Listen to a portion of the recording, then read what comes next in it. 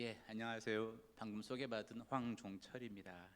오늘 안양중앙교회에서 선교복을 할 수 있도록 허락해 주신 정영진 목사님과 또 모든 성도님들에게 진심으로 감사드립니다. 말씀해 주신 것처럼 2001년 캄보디아로 파송받았고요. 그리고 지금 현재는 캄보디아 태국 치앙마이에서 사역하고 있습니다.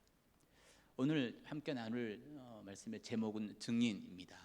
저희가 잘 알고 있는 것처럼 증인은 자신이 보고 듣고 경험한 것을 진술하는 사람입니다. 증인은 자신의 생각이나 감정 그리고 판단이 아니라 제3자로서 자신이 보고 듣고 경험하고 체험한 것을 솔직하고 정확하게 이야기하는 사람입니다. 그래서 누가 증인이 되는 것보다 더 중요한 것은 그 증인이 무엇을 말하느냐가 더 중요합니다. 오늘 읽은 본문 말씀에는 두 명의 증인이 나옵니다. 먼저는 요셉입니다. 요셉은 야곱의 11번째 아들이었습니다. 야곱은 늦은 나이에 얻은 요셉을 다른 형제들이 치셈할 정도로 편애를 했습니다. 그렇게 아버지의 사랑을 받고 자라던 요셉은 형들에게 미움을 받아서 죽을 고비를 넘기지만 결국 노예로 팔리면서 그의 기구한 인생이 시작됩니다. 아버지의 사랑을 받으며 곱게 자랐던 요셉은 이방 사람들의 노예로 팔려갈 적에 과연 그의 마음이 어땠을까요? 우리는 요셉 이야기의 끝을 알고 있습니다. 그래서 순간마다 그것을 요셉의 감정, 생각, 그 마음들을 현실감 있게 느끼기가 쉽진 않습니다. 그래서 이 시간은 먼저 저희가 요셉의 입장이 되어서 그가 경험했을 순간들을 생각해 보면서 특별히 그의 감정들을 한번 돌아보겠습니다. 먼저 노예로 팔려가는 요셉의 감정입니다. 이때 요셉은 사랑하는 아버지를 더 만나지 못하고 이별하는 것에 대한 상처와 그리움이 가득했을 것입니다. 두 번째로 요셉은 노예로 팔려갔지만 그의 성실함을 보고 그를 살펴본 보디발에게 발탁이 되어서 그의 집을 관리하는 가정 총무가 됩니다. 아마 이때는 노예의 신분에서 벗어났기 때문에 그의 감정이 이제 하나님이 날 이렇게 축복하시나 보다, 하나님 날 이렇게 평안한 삶을 주시나 보다라고 생각해왔을 것 같습니다. 그래서 그의 오랜 고통과 상처가 치유되는 시간이 되었으리라 생각합니다. 세 번째로 요셉은 그렇지만 누명을 쓰고 억울한 누명을 쓰고 감옥으로 가게 됩니다. 청년 요셉에게 이 시간은 참을 수 없는 억울함이 가득했을 것 같습니다. 감옥에서 다른 사람들의 꿈을 해몽해 주면서 감옥에서 나갈 수 있는 기회를 찾으려고 노력하였지만 그에게 도움을 받았던 관리들이 그를 잊어버리는 바람에 요셉은 오랜 시간 감옥에 갇히게 됩니다. 이때 요셉의 감정이 어땠을까 한번 생각해 봅니다. 이렇게 내 인생이 감옥에서 끝나는구나. 나는 도저히 나갈 수 없고 아버지와 헤어졌고 노예로 팔렸고 죽을 고비를 넘겼지만 내 인생은 감옥에서 끝나는 거구나 라고 생각하지 않았을까 생각합니다. 우리가 그런 마음이 들면 우리의 마음은 두렵습니다. 내가 더 이상 할 것이 없구나, 두려운 마음을 가졌을 것 같습니다. 그러다가 결국 요셉은 하나님의 인도하심을 따라서 왕의 꿈을 해몽하게 되고 그래서 기회를 얻고 나중에는 애굽의 총리까지 됩니다. 요셉의 인생 전체를 살펴보면 힘든 인생에 많은 전환기들을 보냈습니다. 고통과 상처, 이별, 억울함의 감정을 가졌으리라 추측이 됩니다. 깊고 긴 인생의 굴곡과 어두움의 시간을 보냈던 요셉이지만 그는 순간순간 하나님을 만나며 하나님과 동행한 삶을 살았습니다. 우리가 요셉의 인생이 정말 하나님과 동행했음을 어떻게 알 수 있냐면 바로 오늘 읽은 창세기 45장의 장면을 보고 알 수 있습니다. 지금 요셉은 애굽의 총리가 되었습니다. 그리고 본인 앞에 자신을 괴롭혔던 형들이 무릎 꿇고 있습니다. 이때 자신의 인생을 망쳤던 그 형들을 바라보면서 화를 내고 복수를 할 수도 있었을 것입니다. 그런데 요셉은 그러지 않습니다. 형들을 바라보면서 화를 내고 분노하지 않고 오히려 그들을 용서합니다. 또한 요셉은 자신의 상처를 드러내고 내가 얼마나 힘들었는지 알았냐고, 내가 얼마나 죽을 고비를 넘겼는지 당신들 아냐고 라고 말하지 않습니다. 자신이 겪었던 고통을 말하지도 않습니다. 오히려 자신을 죽이려고 하고 노예로 팔았던 그 형들을 향해서 다음과 같이 이야기합니다. 당신들이 나를 이곳에 팔았다고 해서 근심하지 마소서. 한탄하지 마소서. 하나님이 생명을 구원하시려고 나를 당신보다 먼저 보내셨습니다 라고 이야기합니다. 또 45장 8절에 보니까 그런즉 나를 이리로 보낸 이는 당신들이 아니요 하나님이시라. 하나님이 나를 바로에게 아버지로 삼으시고 그 온 집의 주로 삼으시며 애굽 온 땅의 통치자로 삼으셨나이다. 형들에게 당신들이 나에게 잘못을 했지만 나를 애굽까지 보낸 것은 당신들이 아닙니다. 하나님이십니다. 그 하나님은 우리 가족을 살리기 위해서 그렇게 하셨다고 이야기하고 있습니다. 요셉은 자신의 삶을 인도해 주신 분이 하나님이시고 설사 형들이 자신을 팔았다 하더라도 하나님은 그 사건조차도 이용하셔서 사용하셔서 자신을 구원할 자신의 가족을 구원할 사람으로 세웠다고 형들에게 이야기하고 있습니다. 그런 형들 앞에서 자신이 얼마나 훌륭한 사람인지 내가 이렇게 성공했다고 애굽의 총리가 되었다고 자랑하지도 않았고요. 뽐내지도 않았습니다. 그는 형들을 만나서 정말 그 슬픈 마음을 억누르지 못해서 따로 울기도 했고 형들을 바라보면서 치근한 마음으로 그 형들을 바라봅니다. 그런데 요셉은 자신의 삶 가운데서 하나님이 어떤 일을 하셨는지 하나님의 그 역사와 하나님이 어떻게 나를 인도하셨는지 증인이 되어서 정확하게 증언하고 있습니다. 요셉의 이런 마음은 하루아침에 만들어지지 않았을 겁니다. 오랜 고통과 아픔의 시간 속에서 하나님과 함께 동행하며 하나님의 인도하심을 경험했던 요셉이었기에 그는 자신의 인생을 복수, 배신감, 상처와 아픔으로 채우지 않았습니다. 오히려 그의 인생의 주인이시고 그 어떤 순간에도 떠나지 않으시는 하나님을 날마다 만나는 경험을 하였을 것입니다. 어렵고 고통스러운 순간을 살았지만 그는 하나님을 만났고 하나님과 동행하였으며 하나님만을 의지하며 살았습니다. 감옥에서 관원장들의 꿈을 해몽하는 모습, 그리고 바로 왕의 꿈을 해몽하는 모습을 보면 그가 어려운 순간에도 하나님과 동행하며 영적인 성장을 했음을 우리가 알 수 있습니다. 그러기에 요셉은 자신이 경험한 어려움과 상처, 고통에 대해서 복수하지 않았습니다. 자신의 삶에 얼마나 큰 어려움이 있었는지, 어떻게 그것을 잘 극복했는지 자신의 업적과 노력을 자랑하지 않았습니다. 오직 자신이 살아오면서 기쁠 때나 힘들 때나 함께 해주셨고 상처와 아픔 가운데서도 함께 해주셨던 하나님을 증거하고 있습니다. 자신의 감정과 생각이 아닌 하나님이 자신의 삶 속에서 어떤 일을 하셨는지 증인이 되어서 형들에게 이야기하고 있습니다. 우리는 요셉의 증언을 통해서 하나님께서 고통과 어려움 가운데 있는 그의 백성을 어떻게 구원하시고 보살펴 주시는 분이신지 알 수 있습니다. 오늘 읽은 본문에 또 다른 증인의 얘기가 나옵니다. 바로 사마리아 여인입니다.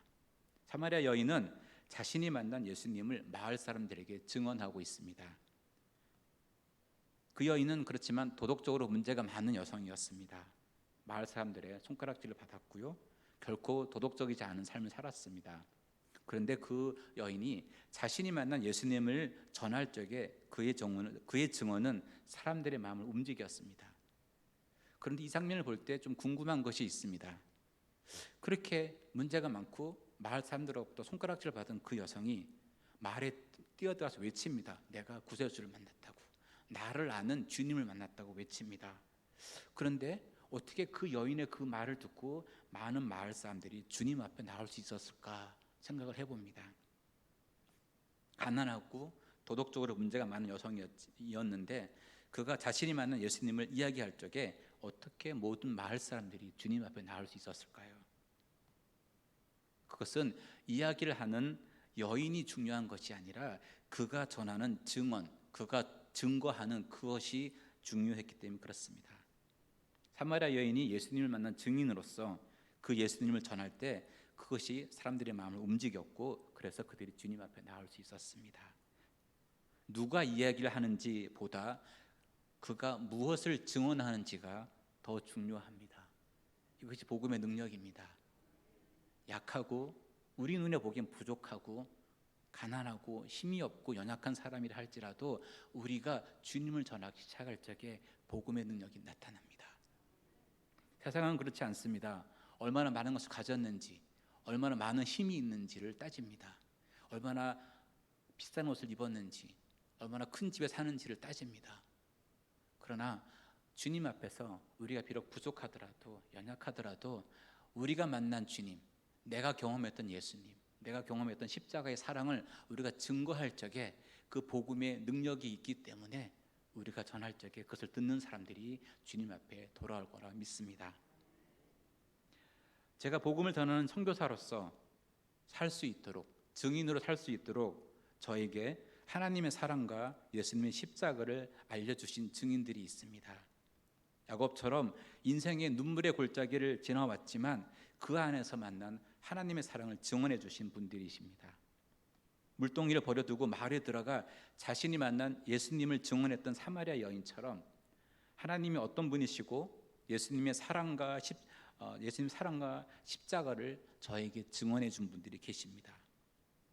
이분들은 자신의 이야기가 아니라 증인으로서 충실하게 하나님만을 알려주셨습니다.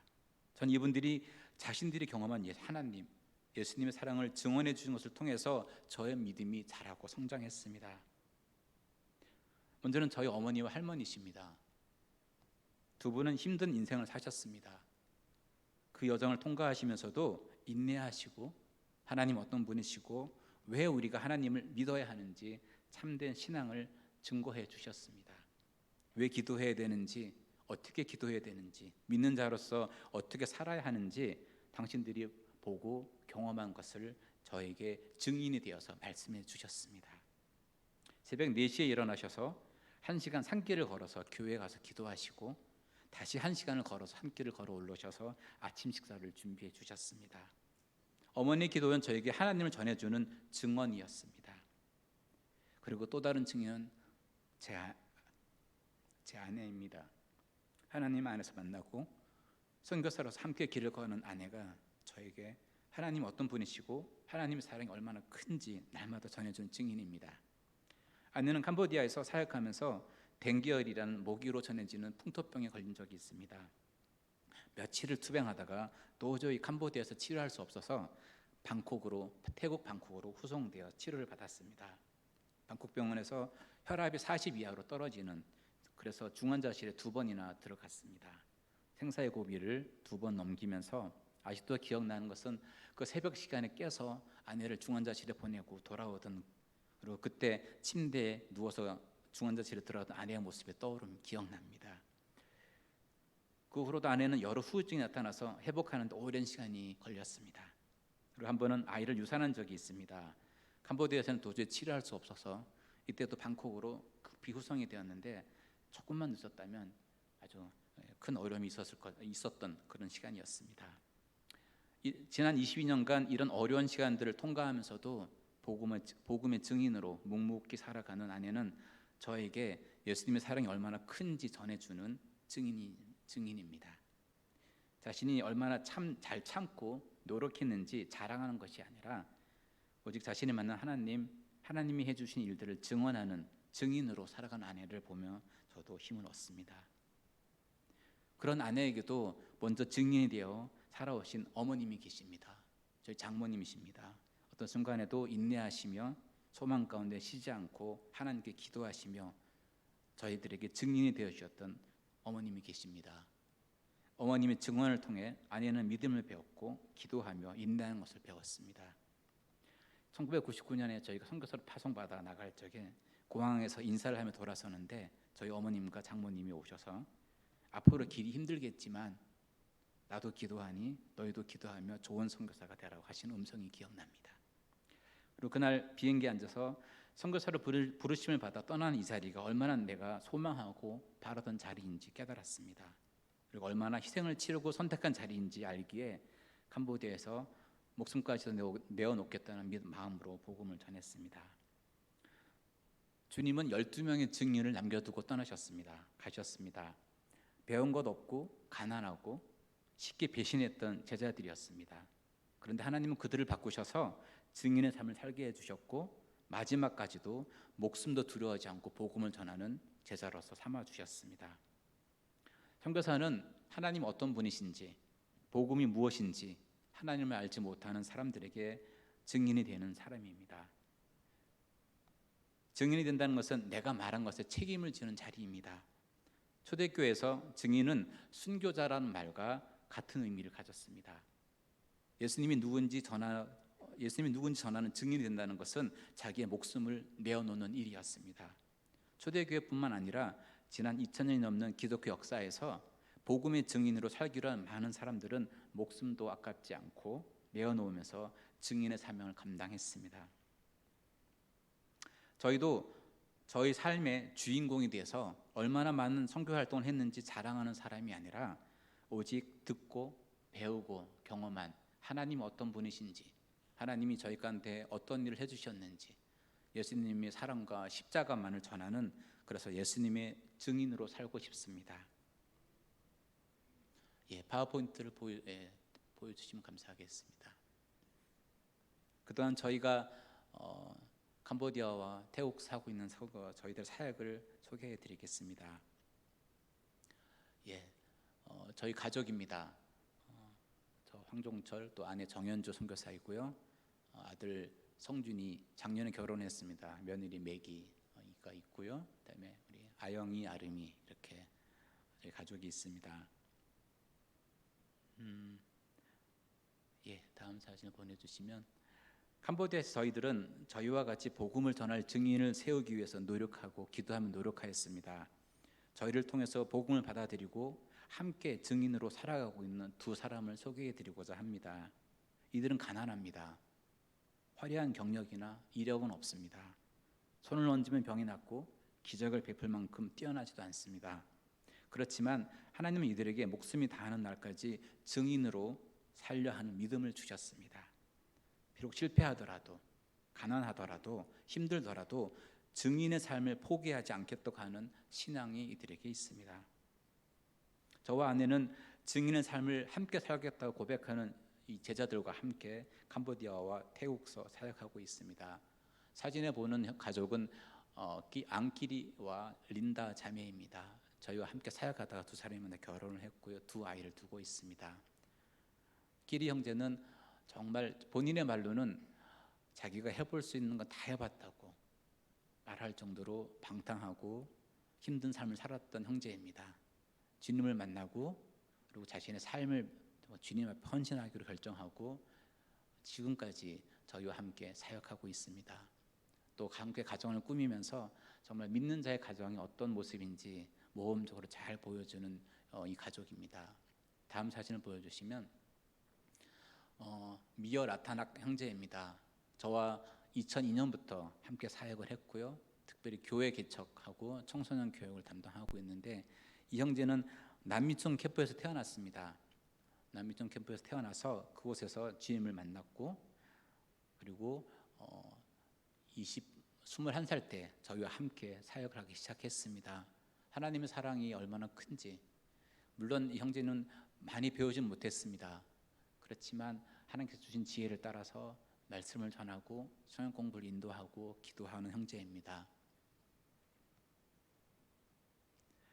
누가 인정해 주지 않는다 하더라도, 사람의 눈에 띄는 업적이 없다 하더라도 그리스도를 전하는 증인으로서 충실한 삶을 살고 싶다고 날마다 고백하는 형제들입니다. 고전 사진을 다음 사진을 보여주시면, 저희는 캄보디아에서 가정의 회복을 통한 교회 개척과 그다음에 가정을 통해서 선교를 하기 위해서 노력하였습니다. 저희 교회의 교인들 가정입니다. 그래서 우리가 한 사람만이 예수님 믿고 교회에 나오는 것이 아니라 온 가족이 함께 교회에 와서 기도하고 신앙생활 할 적에 그 신앙이 온전하게 뿌리내는 것들을 보게 됩니다. 그래서 가정이 먼저 회복되어야 된다고 믿습니다. 가정이 신앙 안에서 하나가 되고 하나님을 알아갈 적에 그 건강한 가족들이 다른 가족들을 하나님께로 인도하는 증인들이 되리라 믿습니다. 그래서 가정을 회복하기 위한 노력들을 했습니다. 다음 사진을 보여주시면, 특별히 가정을 회복하기 위해서 엄마가 될 소녀들의 교육이 중요한 것을 깨달았습니다. 캄보디아는 여학생들이 초등학교를 졸업하고 중고등학교를 가는 비율이 12%에 불과합니다. 100명의 학생들이 초등학교를 들어가면 12명만이 중학교에 진학합니다. 많이 배우지 못합니다. 그러다 보니 이들이 17세에 결혼을 해서 보통 18세, 19세에 아이를 낳습니다. 아니 초등학교도 못 나온 17세, 18세 어린 엄마가 자녀들을 돌보는 그런 모습입니다. 그러다 보니까 저희가 그런 모습들을 보면서 그렇다면 엄마가 될 소녀들을 교육시키자. 그래서 중학교, 고등학교 저희가 사역을 하면서 학생들을 뽑았습니다. 제가 보기에 왼쪽에 있는 사진이 저희가 학교 학생들을 뽑아서 이제 선발했던 사진입니다. 제가 이 학생들을 7년, 거의 8년을 저희가 공부를 시켰습니다. 저희가 믿기로는 엄마가 공부하고 엄마가 알게 되면 그 자녀들도 건강해지고 자녀들 안에도 신앙이 전해지겠구나 하는 믿음이 있었습니다. 그래서 건강한 가족이 정말 건강한 교회를 세워간다라고 저는 생각합니다. 그래서 제가 보기 오른쪽에 있는 사진이 그 15년 뒤의 모습입니다. 이제 함께 공부했던 학생들이 결혼을 해서 저희가 캄보디아를 떠날 적에 저희를 찾아왔습니다. 자기 아이들을 데리고 자기 아이들을 이끌고 저에게 인사차 왔습니다. 그래서 정말 여성들이 교육을 받아야 가정이 변하고 가정이 변해야 교회가 건강하게 세워진 것들을 깨닫게 됩니다. 예, 다음 사진을 보여주시면 그래서 지금까지도 캄보디아에서 가난한 마을 또 빈곤 가정에 있는 여성들을 또 소녀들을 뽑아서 교육시키고 있습니다. 그래서 이들이 교육을 통해서 성장하고 그것을 통해서 신앙에 들어갈 적에 그들의 신앙이 온전하게 뿌리내는 것들을 보게 됩니다. 예, 다음 사진을 주시면 그래서 저희가 한 마을에 들어가서 한 가정 방문하면서 그들에게 복음을 전했습니다. 저희가 세웠던 저 마을은 츠딜이라는 마을입니다. 저희가 저 마을을 가게 된 거는 캄보디아에도 이와 같은 가난한 마을이 있습니다라고 캄보디아 신문에 소개되었던 마을입니다. 100가정이 있었는데 그 중에 40가정이 여성 가구였습니다. 지금 과부들이었습니다. 너무 가난했고 정말 입을 것, 먹을 것, 잘 곳이 없는 가난한 마을이었습니다. 저희가 그 마을에 들어가서 한 가정 찾아다니면서 그들의 얘기를 들어주고 그들의 손을 잡아주고 그들과 함께 하려고 노력했습니다. 그래서 특별히 처음부터 전도는 하지 않았습니다. 먼저 저의 말과 저의 행동에서 하나님의 사랑을, 예수님의 사랑을 전해주고 싶었습니다. 말이 아니라 제 삶으로 그들에게 증인이 되고 싶었습니다. 그래서 1년, 2년, 3년 그들을 기다리고 함께 했습니다. 그랬을 적에 정말 하나님께서 감사하게 은혜를 주셔서 그 마을 주민들의 많은 대부분의 가정들이 주님 앞에 돌아오고 예수님을 믿기 시작했습니다. 그래서 치읓들 교회라고 아름다운 교회가 저렇게 세워졌습니다. 예, 다음 사진을 주시면 그래서 말씀드린 것처럼 저희는 가정을 초점을 맞췄습니다. 가정이 주님 앞에 돌아와야 그 가정이 교회의 튼튼한 토대가 되겠다. 그리고 건강한 가정을 세우기 위해서는 엄마가 될 여성들이 공부를 해야 되겠다 생각하고 그 마음으로 제가 사역했는데요. 저희 교회 가정들입니다. 그래서 어른들뿐만 아니라 어린 아이들도 엄마와 함께 와서 예배드리고 신앙생활을 하고 있습니다. 예, 다음 사진을 주시면 저희가 사역했던 그 교회에 처음으로 예수님을 믿었던 가정입니다. 저희가 가난한 가정들에서 집을 지어준 일이 있었습니다. 한 50채 사랑의 집을 지어줬는데요. 그 중에 한 분이 목수였습니다.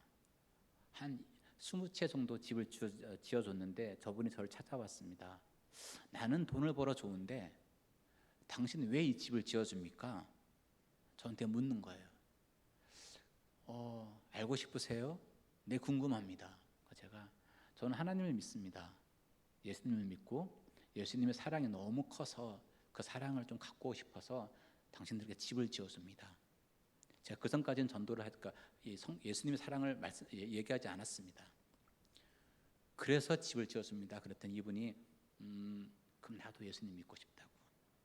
그렇게 사랑해 주는 분이 예수님이라면 나도 믿고 싶다고. 저분이 정말 저희 교회 장로님처럼 일을 하셨습니다. 저분이 돌아가셨습니다. 저번에 장례식 사진인데요. 제 손을 꼭 붙잡으시면서 하시는 얘기 있었습니다. 저보고 선생님이 그럽니다. 선생님 고맙습니다. 저에게 예수님의 사랑을 알게 해줘서 고맙습니다. 내가 이제 곧 죽을 건데 저는 소망이 있습니다. 천국의 소망을 알려주셔서 고맙습니다. 단 하나 걸리는 건 제가 두고 가는 제 아내입니다. 하나님께서 지켜주시겠죠? 하시면서 돌아가셨어요. 그러면서 정말 제 마음 안에 깊은 감동이 있었습니다. 정말 가난한 분이셨고 못 배우신 분이셨고, 그렇지만 그분 안에 하나님의 사랑이, 예수님의 사랑이 그 마음 안에 들어갔고, 그것을 통해서 많은 일들이 일어났습니다. 그리고 돌아가실 적에 기쁘게 소망 가운데 돌아가셨습니다. 그분을 만난 건 저에게 선교사로서 참 축복이었습니다. 증인의 삶을 사는 것이 단순히 말로 하는 것이 아니라 제 삶을 보여서 그분들이 주님 앞에 돌아오게 하는 것이라면 기꺼이 그 일을 감당하고 싶습니다. 다음 사진을 보여주시면, 그래서 저희가 유치원을 시작했습니다. 어린아이부터 정말 신앙으로 그들을 가르치고 그들과 함께하고 싶어서 유치원들을 저희가 유치원 일들을 계속 했고요. 그런데 최근에 코로나 때문에 유치원을 못하고 있습니다. 지금까지도 2년은 꼬박 문을 닫아야 했기 때문에. 그렇지만 어린아이들의 교육은 저희가 정말 포기할 수 없습니다. 아까 목사님도 강구하신 걸 제가 들었는데 정말 어린 생명들의 신앙 교육은 포기할 수 없습니다. 어떤 것보다도 우선순위로 두고, 그래서 저희 유치원에 왔던 조그만 여자아이가 15년 뒤에 커서 엄마가 돼서 자기 아이를 저희 유치원에 보냅니다. 그래서 얼마나 감사한지요. 그래서 어린아이 때 받았던 그 신앙 교육이, 그 신앙이 다음 세대까지 이어지는 것들을 봅니다. 그래서 제가 유치원 사역을 하고 있고요. 다음 사진 보여주시면, 그리고 여성들이 공부를 많이 못했기 때문에 일자리를 얻기가 쉽지 않습니다. 그래서 어떻게 이들을 도울까 기도하고 찾던 중에 마침 한국서 어떤 분이 후원을 해주셨어요. 그러면 재봉 교실을 한번 해보자고. 그분이 그쪽 기술자셨어요. 그래서 알아봤더니 캄보디아에 요즘 한창 봉제 공장이 많이 들어섰습니다. 혹시 여러분들이 입고 계신 옷 중에 이렇게 잘 뒤에 보시면 메이드 인 캄보디아가 있을 줄 모릅니다. 저도 옷 파는 데 가서 이렇게 보면은 메이드 인 비엔남, 메이드 인 캄보디아 이렇게 있습니다. 요즘 많아졌습니다. 그러다 보니까 일손이 많이 필요합니다. 그래서 제가 재봉 교육을 시켜서 그들을 보내면 그들이 회사에 공장에 들어가서 다른 사람들보다 거의 한 1.5배나 2배 정도 많은 월급을 받을 수 있습니다. 그래서 저희가 재봉 교실을 운영을 했고요. 많은 분들이 좋은 데 취업하고 또 가정을 꾸미는 데 많은 큰 도움을 받고 있습니다. 다음 사진을 보여주시면, 그리고 유치원 교육과 함께 그들이 계속 커가면서 청소년들 교육을 저희가 계속해서 하고 있습니다. 여러 가지 방법을 하고 있습니다. 먼저는 가난한 학생들을 위해서 장학금을 저희가 주고요. 그리고 매주일마다 불러서 그들을 신앙 교육을 합니다. 그리고 중학교, 고등학교 올라갈 때마다 포기하지 말라고. 그리고 엄마가 저보고 학교 그만두고 일하라 그래요. 찾아옵니다. 그럼 저희가 그 집을 찾아갑니다. 당신 아들이, 당신 딸이 지금 학교를 그만두고 취직하면 10만 원밖에 못 벌지만 3년만 기다려 달라고. 당신 딸이, 아들이 고등학교 졸업해서 취업을 하면 20만 원, 30만 원 받을 수 있다고 얘기를 해줍니다.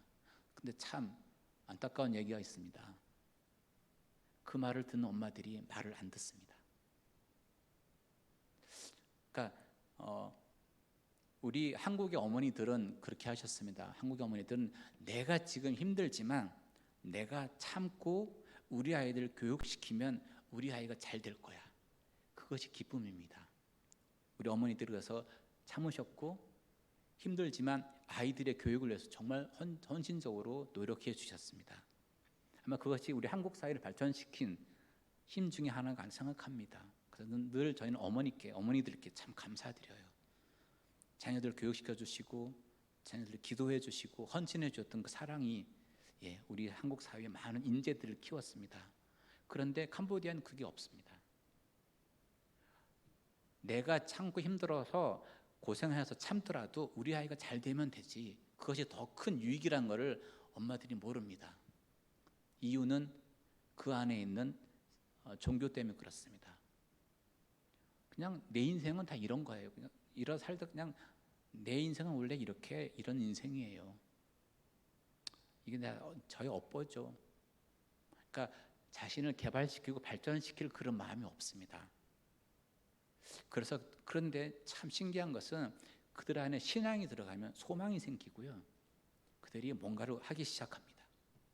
그런데 신앙이 들어가지 않은, 특별히 이 동남아권의 불교를 믿는 사람들 마음 안에는 자기를 발전시키고 싶은 마음이 소망이 없습니다. 그러다 보니까 아이들을 공부시키지 않습니다. 지난주에도 제가 연락을 하나 받았어요. 캄보디아에서 공부시키던 아이들이 장학금을 받는 아이들입니다. 한국 후원자들이 매달 5만 원씩 보내주십니다. 그걸 받고 공부하는 아이인데 학교를 그만두겠다는 거예요. 아니 왜 그랬더니 엄마가 취직해서 빨리 돈 벌어오라고. 좀 마음이 좀 답답합니다. 그래서 그래도 너가 가서 좀 알려봐. 결국은 그 아이가 그냥 학교를 그만뒀어요. 매달 용돈하고 학비를 받는 아이임에도 불구하고 그 원인은 엄마 때문이었어요. 엄마가 계속 아이를 일하라고 계속 잔소리를 하는 거예요. 그래서 말씀드린 것처럼 가정이 살아야지 교회가 사는데, 가정이 살려면 엄마들이 살아야 되고요, 엄마들이 배워야 되고 엄마들이 알아야 됩니다. 그리고 그 정말 건강하고 지혜로운 엄마를 키우기 위해서는 어린 아이 때부터 교육이 필요합니다. 물론 아들, 그다음에 아버지들 교육이 또 필요합니다. 그래서 제가 오늘 말씀드린 것은 어머니들, 여성들, 딸들에 대해서 말씀드리고 싶어요. 가정을 회복하기 위해서 우리가 제일 우선순위로 정말 하고 싶은 것은 지혜로운 엄마가 가정에 세워지는 것입니다. 그래서 자신의 인생을 포기하지 않고, 그리고 아이들에게 정말 소망을 함께 나누며 기도할 수 있는 신앙의 엄마들이 캄보디아 가정 안에 세워지기를 정말 기도하고 있습니다. 다음 사진을 보여주시면, 최근엔 저희가 이제 태국 치앙마이로 사역지를 옮기면서 특별히 저희는 선교사님들에 대해서 관심 갖기 시작했습니다. 하나님께서 계속 기도하면서 마음을 주셨습니다. 그래서 선교사님들 안에 정말 그들이 회복하고 정말 계속해서 선교를 할 수 있도록 도와드리는 일들을 시작했습니다. 그러던 중에 이 코로나 사태가 터졌습니다. 그래서 저희가 기도하면서 온라인으로 선교사님들 돕는 일들을 시작했습니다. 그래서 선교사님들을 최근에 코로나뿐만 아니라 비자 문제 때문에 중국과 인도 등에서 선교사님들이 다 추방을 당했습니다. 그래서 갑자기 경찰이 오더니 일주일 안에 다 나가라고. 그래서 남편 선교사님은 먼저 한국으로 오고 부인 선교사님은 아이들이 짐 정리해서 급하게 나온 분들이 많으세요. 제가 좀 지금 보신 사진 중에 제가 보기에 오른쪽에 있는 사진이 이제 그렇게 인도하고 중국에서 추방당 선교사님들을 위한 그들과 함께하는 그런 시간들을 저희가 수련회를 가졌습니다. 그래서 선교사님들 안에 지금 당면하고 있는 문제는 바로 그런 외적인 환경들, 그것뿐만 아니라 여러 가지 내적으로 많은 어려움들을 겪고 있습니다. 선교사님들에게 가장 두려운 것이 있습니다. 선교가 두려운 것이 아니라 선교를 못하게 될까 봐 두렵습니다. 내 소명이고 나의 비전이고 나의 할 일인데 그것을 못하게 될까 봐 두려워하는 모습을 봤습니다. 선교사님들이 선교지에서 떠나는 이유, 선교지에서 탈락하는 이유가 첫 번째로는 자녀 교육입니다. 두 번째로는 질병입니다. 세 번째로는 관계입니다. 그래서 자녀 교육 때문에 선교사님들이 정말 어쩔 수 없이 선교지를 떠나는 경우가 많습니다. 그리고 질병입니다. 여러 가지 어려움 때문에 몸에 질병이 와서 적절한 치료를 받지 못하기 때문에 한국 와서 치료받는 선교사님들이 많으십니다. 그래서 저희가 그것을 기도하면서 캄보디아에서의 저희 선교 경험을 통해서 하나님께서 어떻게 또 새롭게 일하실까 기대하는 마음으로 태국 치앙마이에서 선교사님들 돕는 일들을 하고 있습니다. 특별히 제 아내는 선교사님들 자녀들을 돕는 자녀들의 교육을 돕는 일들을 하기 시작했고요. 저는 성도사님들을 위한 성도사님들을 상담해주고, 그다음에 성도사님들에게 필요한 적절한 코칭도 해주고 하는 일들을 하고 있습니다. 그래서 그런데 코로나가 터져서 어떻게 해야 될까 기도하던 중에 하나님께서 지혜를 주셔서 온라인으로 하기 시작했습니다. 다음 사진을 보여주시면 저희가 하고 있는 그 온라인 세미나에 저희가 25개 나라에서 35개 잘 안 보이는데 그러니까 전 세계에서 성사님들이 다 온라인으로 들어오셨어요. 지난 2년 동안 한 달에 매달 저희가 이 세미나를 하고 있는데 이것을 통해서 성사님들이 회복되고 정말 내가 다시 선교사로서 힘을 얻겠다고 하는 분이 많이 계셨습니다. 최근 한국교회는 새로운 선교사들을 보내는데 그 선교사 지원자 수가 많이 줄었습니다. 그래서 저희 선교단체도 같이 모이면 늘 그 부분에서 기도하고 있습니다.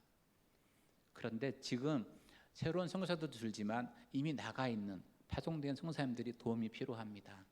그래서 저희가 그 선교사님들의 가족을 돕는 일들을 계속해서 하고 있고요. 그래서 많은 또 새로운 프로그램들과 시간들을 준비하고 있습니다. 다음 사진 보여주시면 저희가 기도 제목을 여러분께 좀 요청을 드립니다. 먼저 저희 가족의 건강을 위해서 기도 부탁을 드리고요. 코로나 때문에 교회하고 유치원하고 재봉교실이 잘 운영이 안 되고 있습니다. 그래서 또 청소년 교육 지원도 운영하기 어려움이 있습니다. 그리고 또 저희들이 이제 선교사님들 돕는 사역들이 잘 이루어질 수 있도록 여러분께 기도 부탁을 드립니다.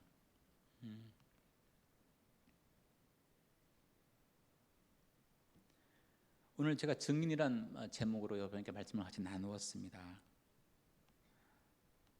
증인은 말씀드린 것처럼 증인이 중요한 것이 아니라 그 증인이 무엇을 말하느냐가 중요합니다. 선교사는 그래서 다른 타문화에 가서 복음을 전하는 증인입니다. 그래서 선교사는 잊혀지고 오직 주인공이신 예수 그리스도만이 남아야 합니다. 하나님, 성령님, 예수님 그리고 십자가의 사랑만이 남아야 합니다. 오늘 저는 증인으로서 선교지에 있었던 경험했던 하나님을 여러분에게 증언하였습니다. 여러분들이 저의 증언을 들으신 후에 제가 기억되는 것이 아니라 그동안 저희들을 통해서 일하셨던 하나님이 여러분에게 기억되길 간절히 기도합니다. 성도사님들의 삶 가운데 이런 일들이 일어날 수 있도록 기도해 주시길 다시 한번 부탁드립니다. 말씀드린 것처럼 자녀 교육, 질병, 재정적인 문제 때문에 늘 어려운 시간들을 보내고 있습니다. 요셉처럼 많은 전환기들을 정말 어려움들을 보낸 분들이 많이 있습니다. 그래서 기도할 적마다 하나님, 제가 강한 사람은 되고 싶지 않습니다. 제가 뛰어난 사람은 되고 싶지 않습니다. 기적을 행하는 놀라운 사람이 되고 싶지는 않습니다. 약하고 부족하지만 정말 증인이 되고 싶습니다. 하나님의 사랑, 복음의 능력을 전하는 증인이 되고 싶습니다. 사마리아 여인처럼 약하고 문제 많은 사람이었지만 그 입에 복음이 담겼을 적에 놀라운 기적들이 나타난 것처럼 하나님 제 입을 사용하셔서 저희들 입을 사용하셔서 복음이 전해지게 해주시고 능력이 나타나게 해주십시오라고 기도하고 있습니다. 저희뿐만 아니라 청사님들이 그 일을 잘 감당하실 수 있도록 여러분 기도해 주시길 부탁을 드립니다. 제가 기도하고 마치겠습니다. 하나님, 저희가 요셉의 삶을 봤습니다. 정말 어려운 시간들을 보내고 힘든 삶을 살아왔지만 그는 마지막에 그에게 상처를 주고 아픔을 줬던 그 형들을 용서하고 정말 그 형들 앞에서 하나님이 나를 인도하셨다고, 하나님이 순간순간마다 나와 함께 하셨고 여기까지 인도하신 분은 하나님이시라고 증언하고 있습니다. 하나님, 또 사마리아 여인은 정말 문제가 많고 어려운 사람이었지만 사람들로부터 소외받는 사람이었지만 그 입에 주님의 사랑이 또 복음이 담겼을 적에 놀라운 일들이 일어났었습니다. 하나님, 저희가 저희 삶 가운데 주님을 전하는, 하나님의 사랑을 전하는 증인으로 살게 해 주시옵소서. 저희의 모습이 드러나는 것이 아니라 저희가 전하는 주님의 사랑만이 저희들의 삶을 통해서 드러나길 간절히 기도합니다.